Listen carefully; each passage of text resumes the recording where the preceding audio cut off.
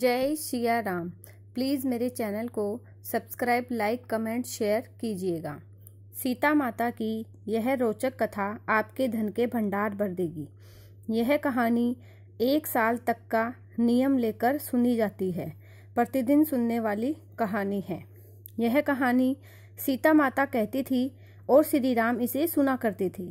एक दिन श्री राम भगवान को किसी काम के लिए बाहर जाना पड़ गया तो सीता माता कहने लगी कि भगवान, मेरे तो 12 वर्ष का नित्य नेम है।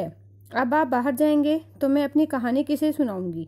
श्री राम ने कहा, तुम कुएं की पाल पर जाकर बैठ जाना और वहाँ जो औरतें पानी भरने आएंगी उन्हें अपनी कहानी सुना देना। सीता माता कुएं की पाल पर जाकर बैठ जाती है। एक स्त्री आई, उसने रेशम की जरी की साड़ी पहन रखी थी और सोने का घड़ा ले रखा था। सीता माता उसे देखकर कहती है कि बहन, मेरा 12 वर्ष का नितनेम सुन लो। पर वह स्त्री बोली कि मैं तुम्हारा नितनेम सुनूंगी, मेरी सास मुझसे लड़ेगी। उसने कहानी नहीं सुनी और चली गई। उसकी रेशम की जरी की साड़ी फट गई, सोने का घड़ा मिट्टी के घड़े में बदल गया। सास ने देखा तो पूछा, ये किस का दोष अपने सिर लेकर आ गई है। बहू ने कहा, कुएं पर एक औरत बैठी थी, उसने कहानी सुनने के लिए कहा, लेकिन मैंने उसकी कहानी सुनी नहीं, जिससे यह फल मिला। बहू की बात सुनकर अगले दिन वही साड़ी और घड़ा लेकर सास कुएं की पाल पर गई। सास को वहीं माता सीता बैठी मिली तो माता सीता ने कहा कि बहन, मेरी कहानी सुन लीजिए। सास बोली, एक बार छोड़, मैं तो 4 बार कहानी सुन लूंगी। तो सीता माता ने कहानी सुनाई। राम आए, लक्ष्मण आए, देश के पुजारी आए, नितनेम का नेम लाए। आओ राम, बैठो राम, तपी रसोई जीमो राम, माखन मिश्री खाओ राम, दूध बताशा पियो राम, सूत के पलका मोठो राम, शाल दुशाला पोठो राम, राम दुशाला ओडो राम।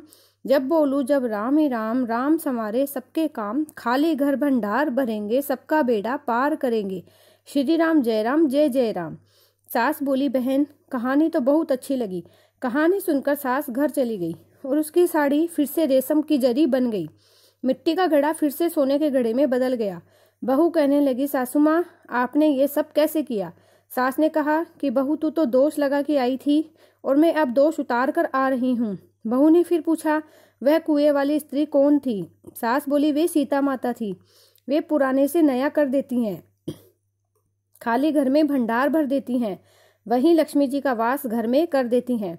आदमी की जो भी इच्छा हो उसे पूरा कर देती हैं। बहू बोली कि ऐसी कहानी मुझे भी सुना दो। सास बोली कि ठीक है, तुम भी सुनो। और सास ने कहानी शुरू की। राम आए, लक्ष्मण आए, देश के पुजारी आए, नितनेम का नेम लाए। आओ राम, बैठो राम, तपी रसोई जीमो राम, माखन मिश्री खाओ राम, दूध बताशा पियो राम, राम सूत के पलका मोठो राम, शाल दुशाला पोठो राम, शाल दुशाला ओडो राम। जब बोलूं जब राम ही राम, राम सवारे सबके काम, खाली घर भंडार भरेंगे, सबका बेड़ा पार करेंगे। श्री राम जय राम, जय जय राम। कहानी सुनकर बोली बहू, कहानी तो बहुत अच्छी है। सास ने कहा, ठीक है, इस कहानी को रोज कहा करेंगे। अब सास बहू रोज सवेरे उठती, नहाती धोती और पूजा करने के बाद नितनेम की सीता माता की कहानी कहती। एक दिन उन्हें यहाँ एक पड़ोसन की औरत आई और बोली कि बहन, जरा सी आँच देना। वह बोली कि आँच तो अभी हमने जलाई ही नहीं।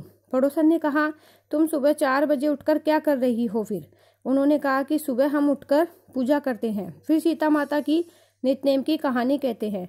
पड़ोसन ने उनकी बात सुनकर फिर कहा कि सीता माता की कहानी कहने से तुम्हें क्या मिलेगा। वे बोली, इनकी कहानी के काम सिद्ध होते हैं, मन की इच्छा भी पूरी होती है। पड़ोसन कहती है, बहन, ऐसे मुझे भी सुना दो। फिर वह बोली, ठीक है, नेम का नेम लाए। आओ राम, बैठो राम। इस तरह उन्होंने कहानी सुनने के बाद पड़ोसन कहने लगी, बहन, कहानी तो मुझे बहुत अच्छी लगी। अब वह पड़ोसन भी नितनेम सीता माता की कहानी कहने लगी। कहानी कहने से सीता माता ने पड़ोसन के भी भंडार भर दिए। अब तो पूरे मोहल्ले में नितनेम की कथा चल पड़ी। हर किसी की मनोकामना पूरी होने लगी। हे सीता माता, जैसे आपने उनके भंडार भरे, वैसे ही आप हमारे भी भंडार भरना। कहानी सुनने वाले के, कहने वाले के, सबके भंडार भरना। बोलो सीता माता की जय। जय श्री राम।